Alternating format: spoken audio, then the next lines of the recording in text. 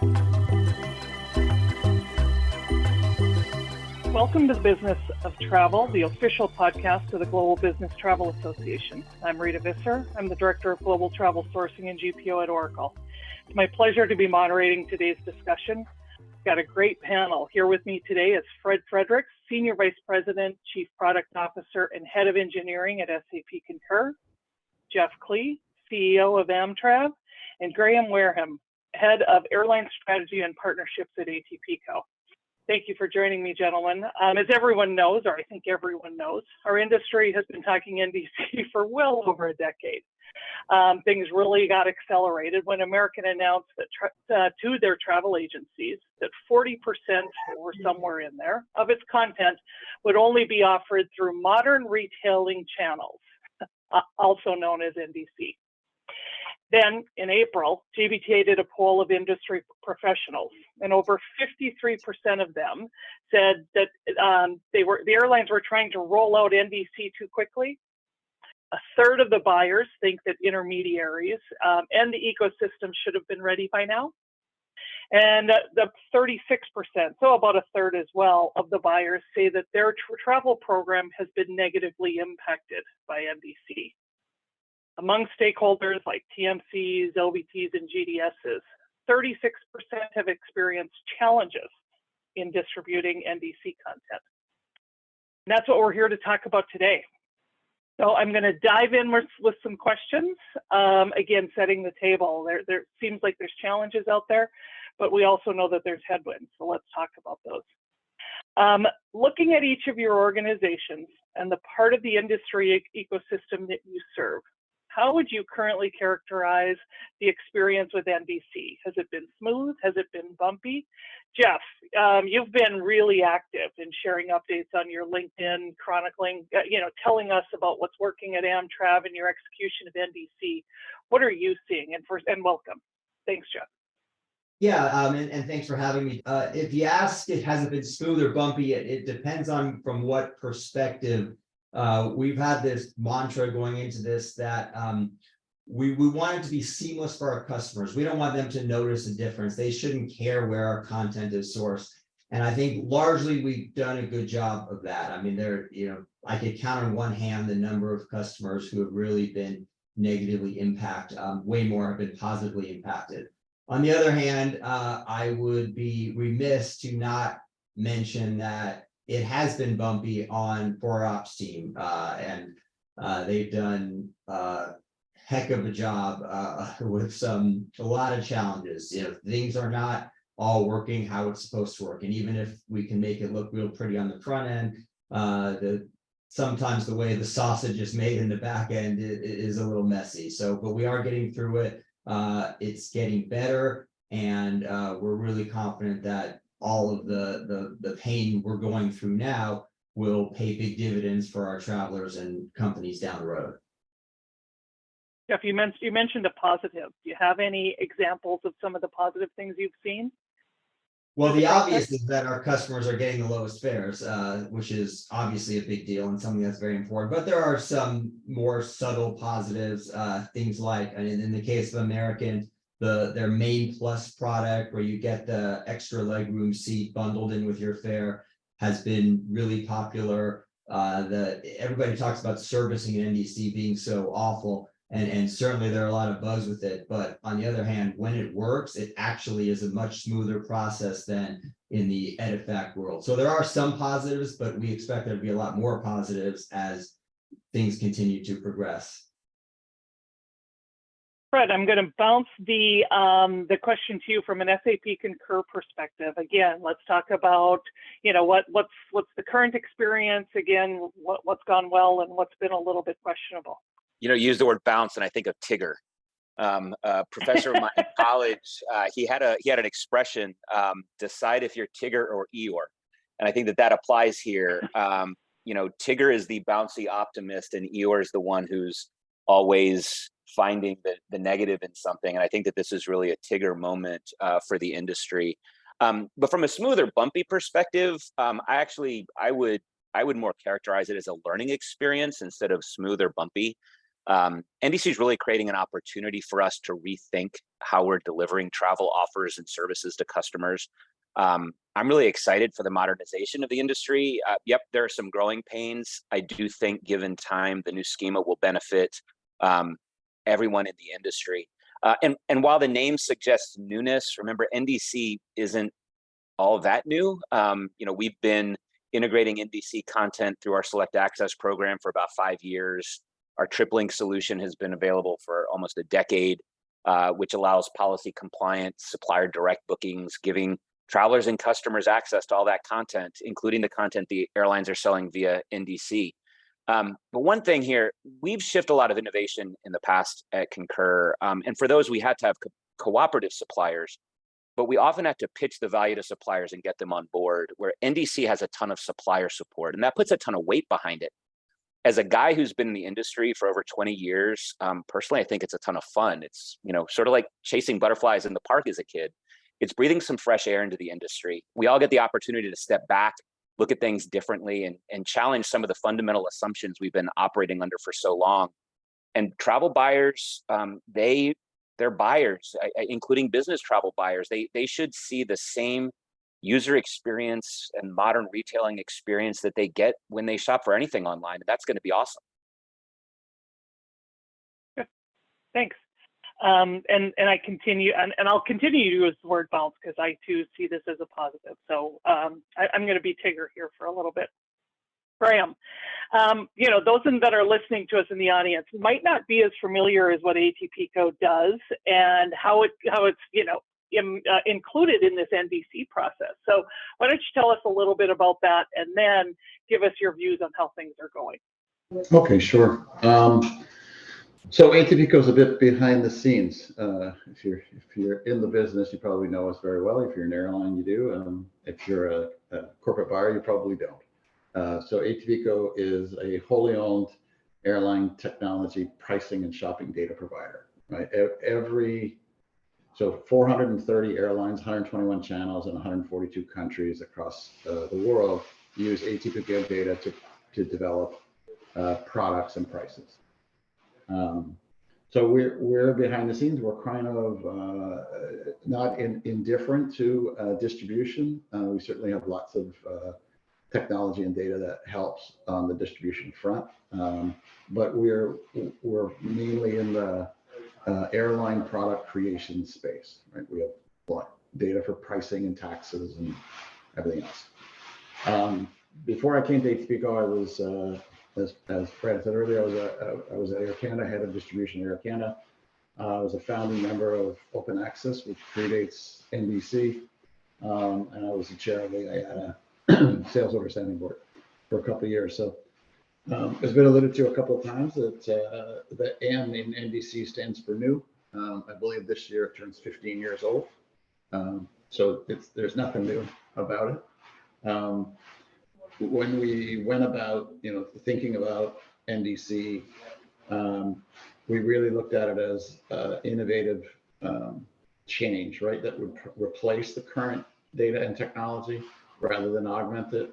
But that was probably a mistake way back then, and that's why it's so long. There are very few systems or airlines or TMCs that want to totally throw out the old and replace it with the new in that kind of fashion. So it's more of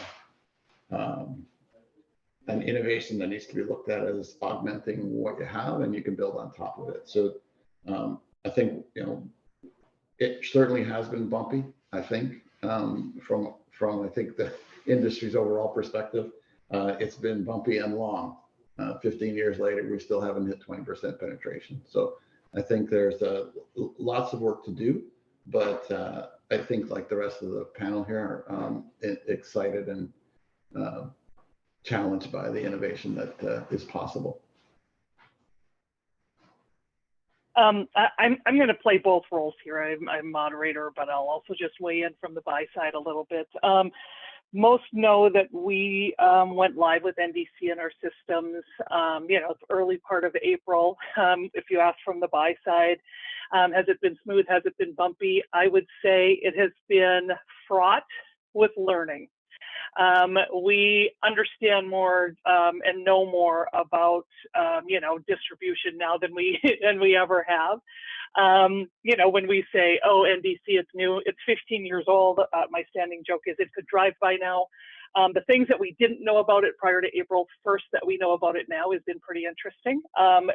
There has been, I'm with Jeff, there's been both some good and some bumpiness in it. We've seen some positives for sure, but there's still a lot more learning to go. So just wanted to make sure that I got to weigh in from the buy side because, I think there are buyers that are out there listening, try to get some feedback on this as well.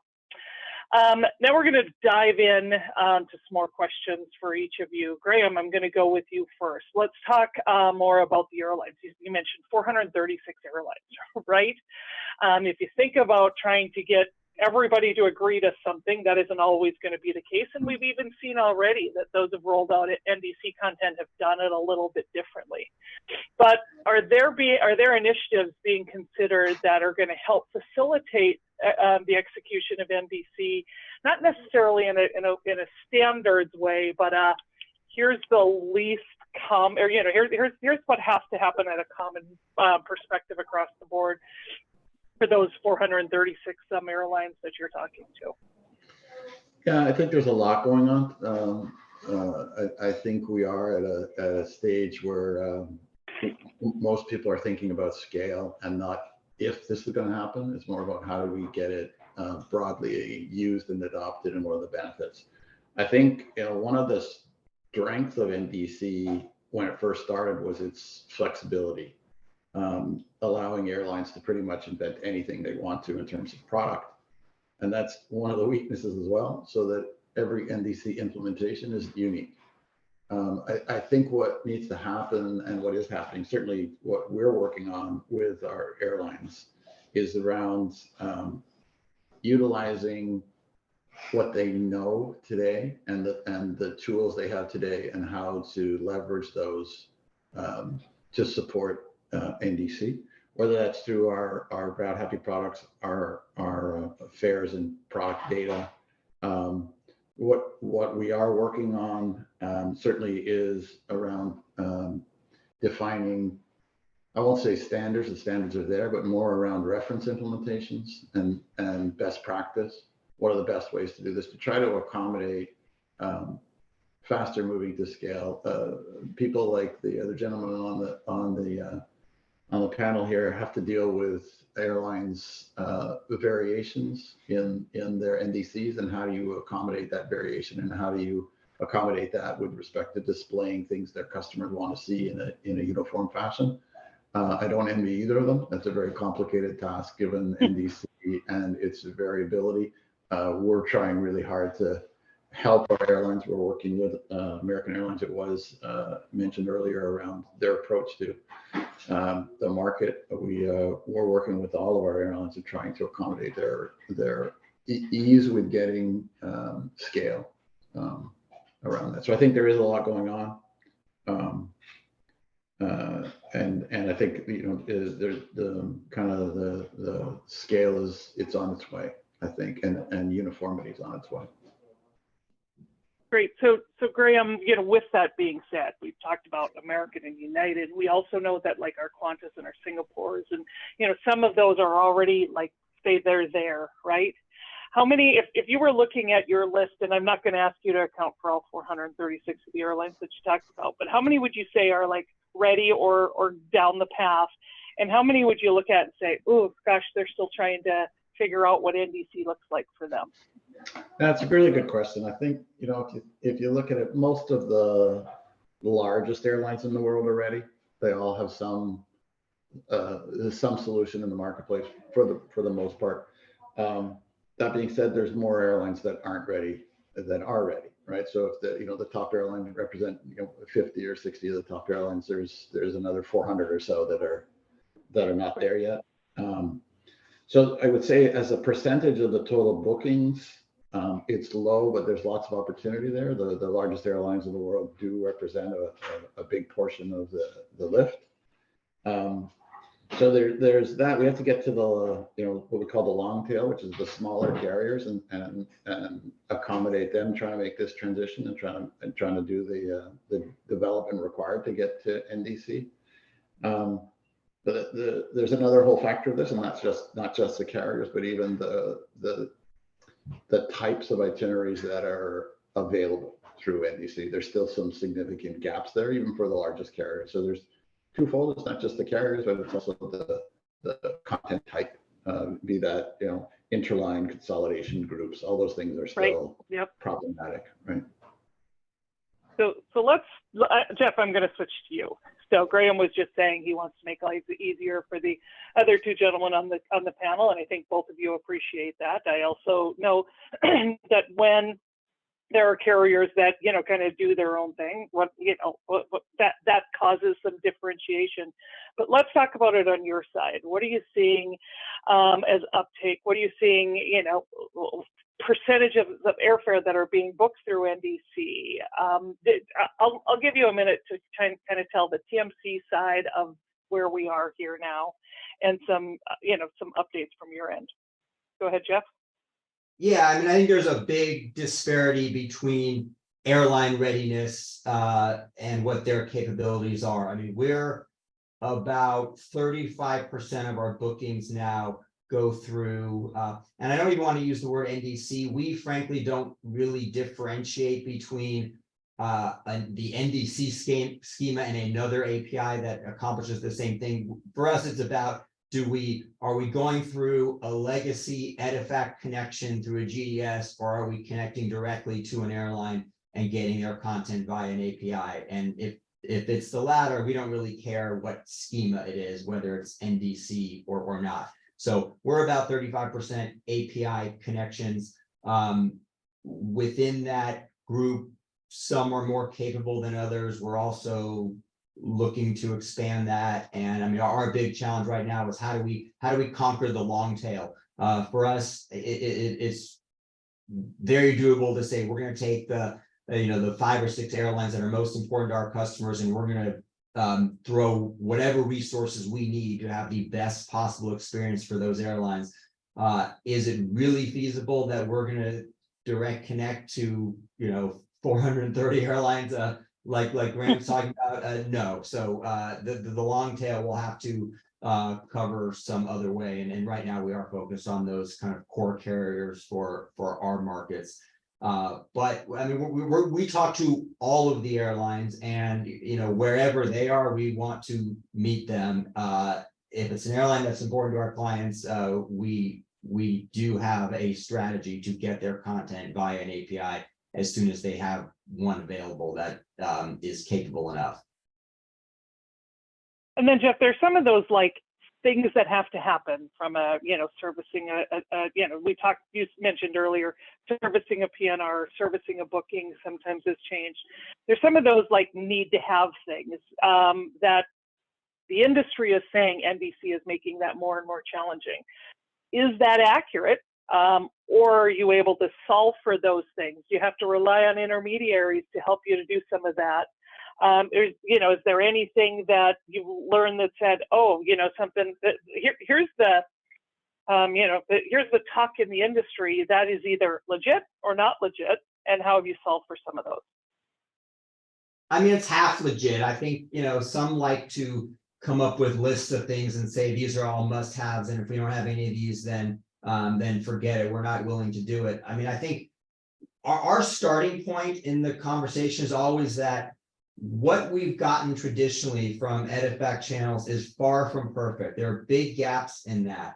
So NDC, the promise of NDC is that it's going to eventually close those gaps. So we're willing to deal with a little bit of pain in the short term to get to a long-term benefit. Now, that being said, of course, there are certain fundamental things that if a client books a ticket and it absolutely can't be serviced, then that's a non-starter. We have to have servicing. We have to have some level of it. But I remind you that in the GDS world, automated servicing is pretty wonky. It works sometimes, it doesn't work sometimes. So NDC is eventually, I'm really confident, going to make that much better. So it's we have to weigh the pros with the cons, but relative to the alternative, which is the legacy technology. And I think in those cases, there's a lot, things are better than they sometimes sound if you read through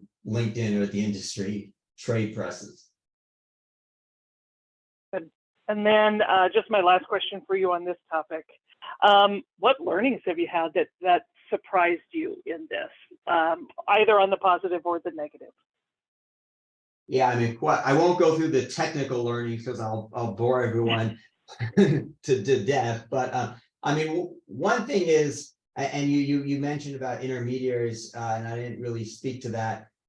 We've found that at this stage of where we are with NDC and where airlines are, the fewer intermediaries, the better. We're really confident that we're able to deliver much better functionality, much better content to our customers by having as few entities in the middle between the airline and us and the customer. Unfortunately, the GDSs, and I'm really sympathetic to what they have to do right now because they're trying to implement a gazillion airlines at once. But what they're able to offer now is just a subset of the capabilities of the airline APIs. And if you have a third-party OBT in the middle, then you're getting a subset of a subset. So by working directly with the airlines, we're able to, we kind of go straight to the horse's mouth. We know what works and what doesn't work, and we know why it doesn't work and when it's going to get fixed. So that's been really valuable for us. But the other thing, and I think a big takeaway for myself and my team, is that we have to stop thinking in terms of the way things have always been from a standpoint of our processes and our workflows. And everybody likes what they're comfortable doing. And there are certain things that we've all been doing for decades in some cases. NDC uses different workflows. NDC is changing a lot of things. It's inevitable. And we have to accept that as long as there's another way to do something that is just as good or hopefully better for our customers, we have to be willing to make a lot of changes internally to our typical processes. And the sooner we can accept that, I think the sooner we can really start to put NDC to positive use. So just, the quickest way between 2 points is a direct line, right? So when you say, getting people out of the middle, right? Opening up that API pipe, you see that that's the cleanest way. So you mentioned online booking tools. So Fred, I'm going to go to you from the SAP and Concur side. What challenges and benefits are you seeing with NDC so far in the process for SAP and Concur? Yeah, happy to answer that. I think a lot of what I got to say is going to reflect back on what Jeff just said, because I think we both see some of the same things going on. I think from a challenge perspective, online bookings across the industry we've seen have been pretty low, relatively speaking. I believe it's because there's not yet really a solid GDS option for the NDC content, although I think it's imminent. And remember, the TMC community, various levels of technology, various levels of maturity, different investments that they're making. For many TMCs, it's hard to deliver the traveler post-booking experience that they want to deliver their customers. And so that sort of depresses some of the online stuff. I do think there's a ton of noise as some negative voices out there being very doom and gloom about this. I think it's good to hear those opinions, and I think that they can push us all to be better. But this is an adventure we're all in together, and I really like adventure, so I'm really excited about it. Looking at benefits, again, the technologist in me, unlike some other innovations in this industry in the past, where there was an initial excitement that then died out, I really feel that this one's here to stay, and that gives us all a ton of opportunity to deliver better user experiences. And at the end of the day, this is really all about the travelers getting their behinds on airplanes and doing the business they need to do and making the experience better for them, and then better for the travel managers and those who are taking care of those travelers, making sure they get safely to the right place in a compliant and cost-effective manner. And there's just a huge opportunity here. And the fact that I think this one's going to stick, that challenges all of us to do better. I hearken back to the days when, they were mandating electronic tickets, right? I don't know how many people have been in the industry that long, but it was one of those, oh my goodness, can we really go down that path? And, it was a change that none of us would ever circle back on by any stretch. Fred, I'm going to stick with you here for a couple of minutes. I talked about service with Jeff, but let's talk about it on the OBT side of things. Has servicing an NDC booking been an issue? Yeah, absolutely it has. I think there are multiple ways to get content, and the non-GDS methods that we use work very well on the booking side, and all of them have some form of administrative tool or something, but it doesn't naturally fit into the flow. And I think some TMCs have absolutely embraced API related bookings and embrace these tools, but there are many where their travel counselors, their travel agents live in the GDS environment, and so without a GDS solution, it's just leaving a lot of people on the sidelines. But I think that the GDS based tools, as Jeff was saying, are very optimistic that those will significantly improve, and I think the tooling for the other mechanisms to purchase NDC content will also improve, giving customers and travel agencies a choice of how to deliver or consume the content. And I'd speak for my side, giving buyers a choice for sure. I think everybody can agree, and Jeff, I think you said it best. As a buyer, we don't really care. Our travelers don't care where the content came from. They need to be able to make a purchase. Fred, to your point, do their job. Right. So our job is to ensure that they have the ability to do that. We're gonna start to wrap this up, and it seems like we just started. But and by wrapping up means I want to talk about what does this look like 6 months down the road? What have your individual organizations do you think will have been able to accomplish? And where do you think you'll be on the path? Fred, I was just with you, so I'm going to stick with you. How do you see SAP Concur changing in the next 6 months? From an NDC perspective? Great question. So we're in the throes of delivering a new travel platform, which we call the evolution of Concur Travel. It's a pretty massive undertaking. We're rolling the new experience and enhancements over a set of releases. Q4 this year, we'll have an experience for our Sabre customers that includes GDS NDC, Q1 Amadeus GDS NDC. Also improving our direct connection capabilities to airlines. We've been doing that for years, but we're up leveling that in this environment. But overall, our strategy is and has been to give our customers access to robust policy compliant travel content wherever they book and regardless of the source. And that's why we had TripLink 10 years ago. So we expect the airlines are going to continue to push these new distribution channels where they may charge more for those traditional GDS EDIFACT bookings Jeff was talking about, and are going to make better content available via NDC, which generally costs them less and allows them to display more. So we all need to be ready for that. And so I think that's where we're going to go. Our travel platform will continue to invest in GDS NDC while also the Select Access program that brings in the direct supply bookings and API bookings through other channels. Thanks, Fred. Graham, 6 months down the road, where's ATPCO? I think much the same. I think probably a few more customers leveraging our data for their NDC platforms. Certainly working with our biggest customers in putting out their new programs, over the end of the year. We're really in the, like I said, the product creation component of the airline business. So just supporting more and more their ability to utilize our data to structure their products for deployment into whatever channels they decide, or however they do that is really where we'll be working with the airlines for sure. Yes, AmTrav leading here already. So in 6 months, where do you think you'll be?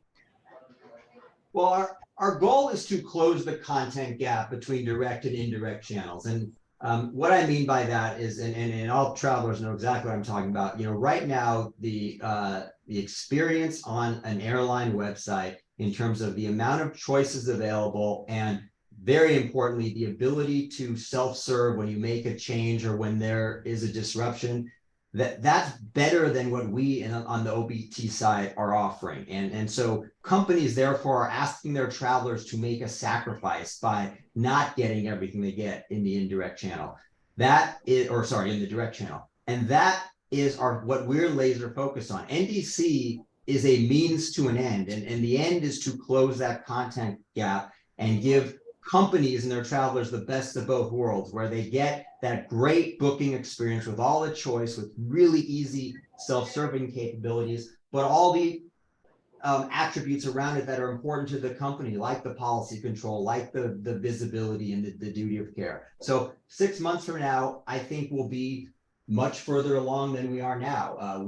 We're in a good spot at the moment, but I think we're working with more and more airlines, and we're improving the capabilities with each airline. And I think you're going to really start to see by next year, NDC, not so much just to get us back to parity to where we were in the GDS, but to really take advantage of all the expanded capabilities that exist within NDC so that we can make the experience better for those travelers. I would say from the buy side, Jeff, you ended on the note that I was going to comment on. We've been looking at the NDC path saying we want to make buying and expensing easier for our travelers, right? So if we have everything that they need at the point of sale, we can give them all the options that they need. Imagine how happy my expense team would be with me if I could remove 2, 3, 4 expense line items from an expense report, because it was all included at the time that they made the purchase. So some of those things, just from an experience perspective, maybe it's bundles that we're going to create with our airlines, etc. I might be a little aggressive thinking that that's going to happen in 6 months, but I do see that as a long-term goal. So thank you for all of that. The next one is, now let's pretend we're a year down the road. I'm not going to ask where you think we are going to be in a year down the road, but I am going to ask you what's going to be going well, and what do you think is still going to be a challenge? I'm going to, Fred, again, a year down the road, what's going well and what's going to be a challenge? What's going well? Well, I'm optimistic. I think that a year's plenty of time to work out a lot of the kinks. I think that, we've got a GDS vendor out there that's trying to get their own migration done. I think that'll be done in that period of time. I think that simplifies things for a lot of travel agencies. And I think that the negative voices will largely be silenced, because it's one of those put up or shut up times. And I think a lot of us are coming together to put up and make sure that to your point, Rita, about expensing, we do that too. And you're absolutely right. So I think that's where we'll be. I'm really optimistic that, the content will be able to get to travelers the way that they want it in that period of time. Fred, you didn't answer the second part of the question. What's still going to be a challenge? What's still going to be a challenge? I think that there may still be some, airlines that are still doing things an old way, and that means that people have to support an old and a new for a time. And I don't know that every airline is going to want to put their content through NDC. I think that there's one of the larger carriers in the United States doesn't seem to necessarily be interested in adopting that channel, and that means that maybe the legacy will be here to stay. And as a technology guy, I'd rather it all be one way or the other. But I think that we've dealt with that types of things in the industry before, and I think that we'll be able to get past that. This is a podcast, so you couldn't see this happening. But when Fred was talking about, some airlines maybe not moving as quickly, Graham was shaking his head. So Graham, I'm going to you next. We're a year down the road. What's going well, and what still remains a challenge? I'm optimistic like Jeff and Fred. I think a lot of the kinks are getting worked out. A lot of the, more and more carriers are going to have content. I think we'll still have some hurdles in terms of some of the more complicated feet, like Interline might still be a bit of a, in a year's time might still be a bit of a challenge. But I'm pretty optimistic. I think it's we're set for scale. We have a lot of the foundational stuff solved. We have a lot of people like Fred and Jeff who are working hard at getting this working. To Fred's earlier point, NDC isn't a necessary component of every airline's distribution. They have to need it. There has to be something fundamentally wrong with their existing distribution model. If that's not the case, then NDC doesn't fundamentally change their lives.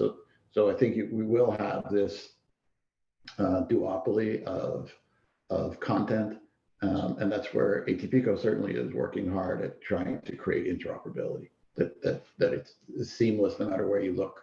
The products are interoperable. Great.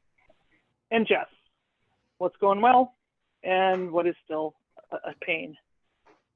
I think a year from now, with the airlines who want to deliver a better experience through third-party channels, which I think are most of them, we're going to see way better experiences for travelers in their booking tools than they have ever had before. And that includes getting full access to content, choice of options, and most importantly, the ability to change things really easily. And I think that even includes that one airline that Fred talked about, who maybe they're being a little bit more thoughtful and deliberate about their approach, but they'll be there. And I would bet we'll be connected with them through a direct API a year from now as well.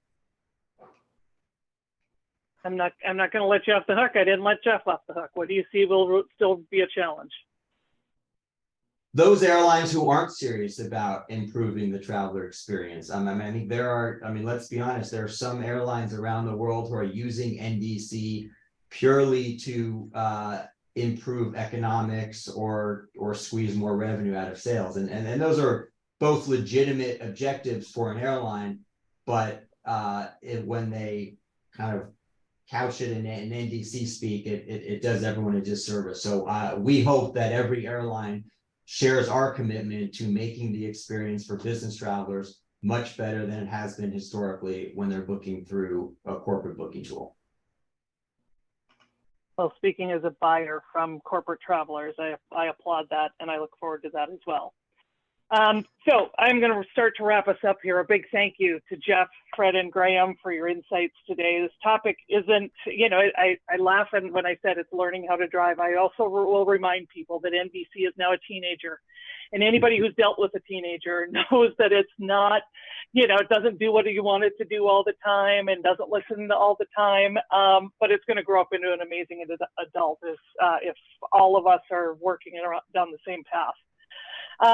Continue to be a part of the conversation. If you'd like to join us at the GBTA Convention 2023, it's coming up in Dallas, August 13th through the 15th. I know that I'll be there. As part of the education sessions, there's 90 education sessions, and quite a few of them on NDC, including the future of airline distribution and what it means for both buyers and suppliers of travel.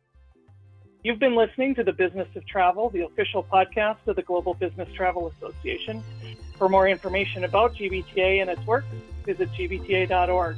And be sure to rate and review us wherever you get your podcast. Until next time, thanks for listening.